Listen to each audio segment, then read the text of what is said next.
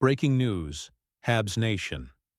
With the Olympic break just days away and the playoff race in the Atlantic Division tighter than ever, the Montreal Canadiens are making waves across the league rumor mill, 5 points separate first from fifth, and the Habs find themselves right in the thick of it. And they're not just watching from the sidelines. According to David Pagnotta on the DFO Rundown, the Canadiens are showing serious interest in two top forwards from the St. Louis Blues, Jordan Kyrou and Robert Thomas. But let's be clear, it's an either-or situation. The Habs aren't swinging for both. Let's rewind for a second. This isn't the first time Montreal has been linked to Kyrou. During the 2025 NHL Draft, Kent Hughes reportedly kicked the tires on a potential deal for the dynamic winger, but it didn't pan out. That same weekend, however, they did swing a deal with the Blues for Zachary Bolduc.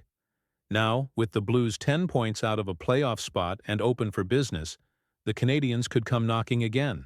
Now you might be thinking, do we even need another center? Not as much as before. Oliver Kapanen has emerged as a breakout rookie, with 16 goals and 29 points in 54 games.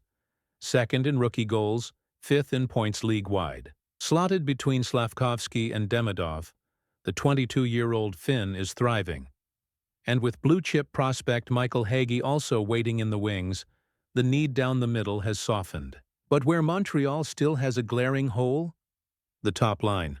They've rotated wingers next to Suzuki and Caulfield all year.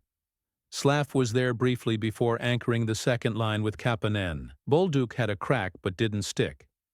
Now it's Alexandre Texier filling the role. Not bad, but likely not a long-term fix. That's where Kyrou and Thomas come in. Thomas, primarily a center, could slide over to the wing, but the price tag is steep. The Canadiens aren't in the business of overpaying, especially when the rebuild is bearing fruit. Still, Hughes will absolutely do his due diligence. Kyrou? He's the more likely target. Despite a down season, 12 goals, 27 points in 44 games, he's a proven 30-goal, 70-point player. A fresh start in Montreal could reignite his game, and he's under contract long-term. He's fast, skilled, and thrives in a high-tempo system. Just what Martin St. Louis wants. The bottom line, Montreal's in a strong spot.